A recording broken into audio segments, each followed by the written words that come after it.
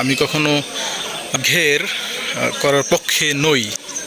এটা কিছু মুষ্টিমেয় মানুষকে সুবিধা দেয় এবং ওই অত্র এলাকার বাকি সকল মানুষকে অসুবিধার মধ্যে ফেলায়। এই মুহূর্তে আমি অবস্থান করতেছি, দেখতে পাচ্ছেন, উত্তর সুতলরি মাধ্যমিক বিদ্যালয়। এই বিদ্যালয়টি 14 নং বারৈখালী ইউনিয়নের 3 নম্বর ওয়ার্ডে অবস্থিত। আসসালামু আলাইকুম রহমতুল্লাহ। প্রিয় ভাইয়েরা, আজ আমরা উপস্থিত হয়েছিলাম মোরাইলগঞ্জ উপজেলার 14 নং বারৈখালী ইউনিয়নের 3 নম্বর ওয়ার্ডে। আজ আমরা সাক্ষ্য থেকেছি এক কালজয়ী গ্রাম্য সালিসিতে। এই সালিসিকে কেন আমি কালজয়ী গ্রাম্য সালিসি বলেছি, এটার ব্যাখ্যা ভিডিও শেষের দিকে একটু করে দেওয়ার চেষ্টা করব। ততক্ষণ এই সালিসির মূল বিষয়বস্তু এবং ভিতরের কি আলাপ আলোচনা হয়েছিল এবং এর মূল ফলাফল শেষ পর্যন্ত কি হয়েছিল সেটা দেখে আসি। চলুন, প্রথমেই আমরা পরিচিত হব সম্মানিত উপস্থিত বৃন্দদের সাথে। আজকের এই ঐতিহাসিক সালিসিতে উপস্থিত ছিলেন জামাত মনোনীত চেয়ারম্যান পদপ্রার্থী মহিবুল্লাহ সাহেব, চরমনাই মনোনীত চেয়ারম্যান পদপ্রার্থী জনাব গোলাম আহাদ সাহেব। যে কোনো কারণবশত বিএনপি মনোনীত চেয়ারম্যান পদপ্রার্থী উপস্থিত থাকতে পারেননি, তবে উপস্থিত ছিলেন বিএনপির ইউনিয়ন পর্যায়ের নেতা জনাব খলিল সাহেব এবং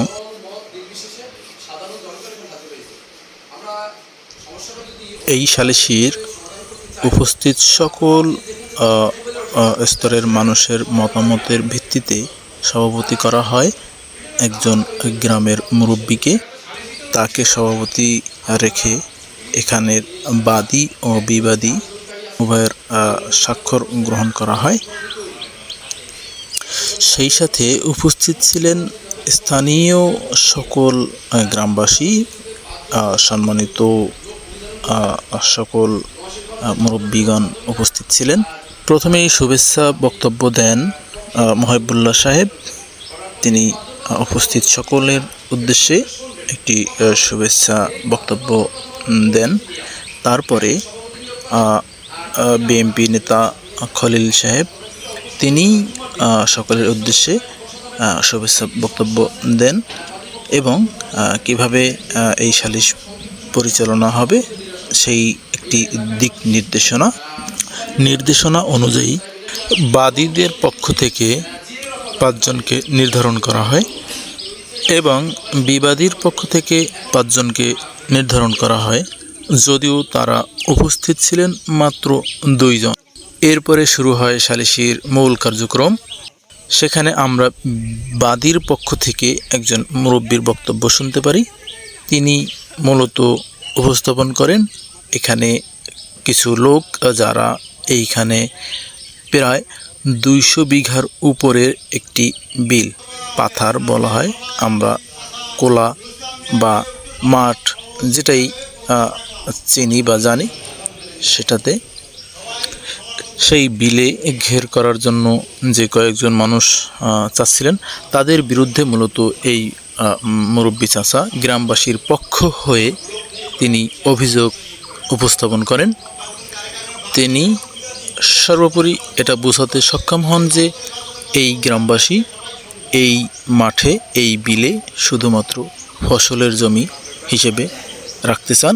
এখানে তারা কোনো ঘের বা ব্যবসায়িক বাণিজ্যিকভাবে কোনো মৎস্য চাষ এখানে হতে দিবেন না। এর জন্য যৌক্তিক কারণ রয়েছে অনেকগুলো এবং তার এই দাবি সঙ্গত কারণে সকলের পছন্দ হয় এবং এটা গ্রামবাসীর পক্ষ থেকে এই দাবিটিই ছিল যেটা মুরব্বী উপস্থাপন করেন। গ্রামবাসীদের পক্ষ থেকে যুক্তি খণ্ডনের মূল কয়েকটি ইস্যু ছিল যে এখানে বাণিজ্যিক পর্যায়ে কয়েকজন ব্যক্তির হাতে এই বিল তুলে না দেওয়ার বিপক্ষে যে যুক্তিগুলো, তা আমি একটা একটা করে বর্ণনা করার চেষ্টা করতেছি। 1 নম্বর, এই এলাকায় যদি বাণিজ্যিকভাবে মৎস্য চাষ হয় তাহলে ফসলের ক্ষতি হয়। পুরো এলাকায় অনেক মানুষ যারা এখানে প্রায় 150-200 পরিবার কৃষক এখানে ফসল ধান চাষ করেন। আপনারা জানেন এই এলাকায় শুধুমাত্র একবারই একটা ফসল পাওয়া হয়, একবারই ধান চাষ করতে পারে। সেই ফসলটাতে যদি মৎস্য চাষ করে তাহলে এই ফসলের ক্ষতি হয়, যার কারণে তারা এটার তীব্র বিরোধিতা করেন। 2 নম্বর যুক্তি হিসেবে তুলে ধরা হয়, এই যে বিলটি আছে সেই বিল প্রত্যেক বাড়ির পিছনে পুকুর থাকে, পারিবারিক ব্যবহৃত পুকুর, যেই পুকুরগুলো সাধারণত ওই প্রত্যেক পরিবারের মা বোনেরা ব্যবহার করে থাকেন। তারা তাদের দৈনন্দিন কাজ প্রাইভেটভাবে এটা করে থাকেন, যেটা বিশেষ সংরক্ষিত এরিয়া হিসেবে একটি বাড়ির মধ্যে থেকে থাকে, যেটা বাড়ির পিছনে মা বোনদের উদ্দেশ্যেই রাখা হয়। সেই পুকুরের সাথে সংযোগ থাকে এই বিল। বিলের সাথে সংযোগ থাকার কারণে বিল থেকে যে মাছ প্রাকৃতিকভাবে উৎপাদন হয় সেই মাছ এই পুকুরে আসে এবং এখান থেকে তারা ব্যক্তিগতভাবে এই মাছ ধরে থাকেন, পারিবারিক একটি চাহিদা পূরণ করেন। যার কারণে যদি এখানে এই বিলকে যদি ঘের করা হয় তাহলে এই পুকুরগুলোকে বেড়িবাঁধ দিয়ে আটকে দেওয়া হবে এবং এখানে নিয়মিত টহল হবে, পাহারাদারের ব্যবস্থা হবে, যেটা এখানকার মহিলাদের জন্য, মা বোনদের জন্য যেটা খুবই বিব্রতকর একটা পরিস্থিতি হবে, যেটা পুরো গ্রামবাসীর কেউই মেনে নিতে পারেনি। কারণ তারা পিছনে কাজ করবেন প্রাইভেটভাবে, ব্যক্তিগতভাবে, সেখানে যদি এখানে টহলদাররা ঘোরাফেরা করেন যত্রতত্র, সেক্ষেত্রে তাদের পর্দার বা তাদের প্রাইভেসি, যেটা ব্যক্তিগতভাবে তারা যে চলাফেরা করেন তাতে ব্যাহত হবে। সে কারণে তারা এই ব্যাপারে তীব্র প্রতিবাদ করেন। 3 নম্বর ব্যাপার হচ্ছে যে এখানে এই বিলের জমি সাধারণত বর্গা চাষি, নগদ চাষি, এই ধরনের ব্যক্তিরা, এই ধরনের কৃষকরা চাষ করে থাকেন এবং তারা ফসলের সাথে সাথে সিজনাল প্রাকৃতিক যে মাছ সেটা ধরে থাকেন এবং চাষিদের বাইরেও অনেক জেলে এবং সাধারণ মানুষরাও শখের বশেও বিভিন্নভাবে প্রতিদিনের যে একটা মাছের চাহিদা সেটা এই বিল থেকে পূরণ করে থাকেন বিভিন্নভাবে। এখানে চায়না জাল আছে, গড়া বুসনা আছে, খালের চরগড়া আছে, বিভিন্ন নামের বিভিন্ন জাল, বিভিন্ন মাধ্যমে এখানে মাছ ধরা হয়। তো এই যে 3টি যুক্তি উপস্থাপন করেন গ্রামবাসীদের পক্ষ থেকে, যেটা খুবই গুরুত্বপূর্ণ এবং এটা এই সালিসিতে এই 3টি যুক্তি সর্বসাধারণের জন্য বেশি প্রাধান্য পেয়ে থাকে। বিপরীতে বিবাদীর পক্ষ থেকে যে তার যে দাবি, তার যে বক্তব্য, সেটা আর কোনো বক্তব্য হিসেবেই বিবেচ্য হয়নি। সে কোনো একজন ব্যক্তির মাধ্যমে প্ররোচিত হয়ে এই কাজটি করতে চেয়েছিল। সে একজন এখানের স্থানীয় সাবেক প্রাক্তন এক মেম্বারের প্ররোচনায় সে এই কাজটি করতে উদ্যোগ নেয়। এটা সে অভিযোগটা করেন যে যার মাধ্যমে প্ররোচিত হয়ে তিনি এই কাজটি করতে ইচ্ছুক হয়েছেন, উৎসাহিত হয়েছেন, তার বিরুদ্ধে।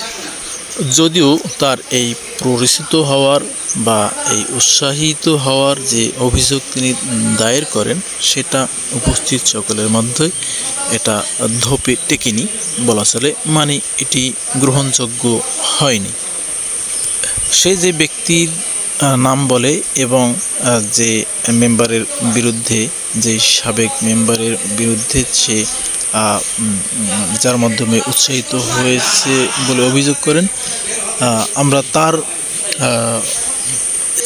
আমরা তার পক্ষ থেকে, সেই সাবেক মেম্বারের পক্ষ থেকে তার সরাসরি বক্তব্য আমরা শুনি। তার বক্তব্যের মধ্যে কিছু যোগ বিয়োগ হয়ে থাকে, যেটাকে গ্রাম্য রাজনীতি বলে। গ্রাম্য রাজনীতির মধ্যে যেই সমস্ত ব্যাপারগুলো, যেই ঘটনাগুলো ঘটে থাকে তারই প্রমাণ আমরা দেখতে পাই, যেটাকে সহজ ভাষায় ভিলেজ পলিটিক্স হিসেবে আমরা দেখি এবং সেই হিসেবে বিবেচ্য হয়। এবং যে ব্যক্তি উদ্যোগ নিয়ে থাকে, যারা যেই লোকেরা প্রভাব খাটানোর চেষ্টা করেছিল এই গ্রামের প্রতি, গ্রামবাসীর বিপক্ষে, তারা মূলত এখানে পরাস্ত হন। তারা এই সালিসি বিচারে তারা পরাজিত হন। এরপরে স্থানীয় বিএনপি যে নেতা উপস্থিত ছিলেন খলিল সাহেব, তিনি মূলত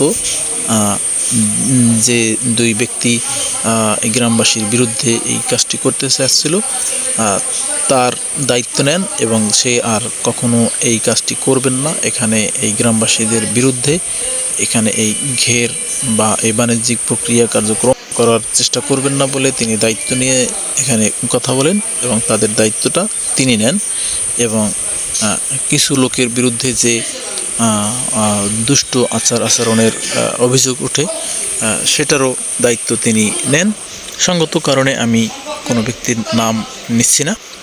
পুরো ঘটনায় সমাপনী এটা বুঝলাম যে ব্যাপারটা ছিল পুরো গ্রামবাসী, জনগণ আর পুঁজিবাদের একটা দ্বন্দ্ব।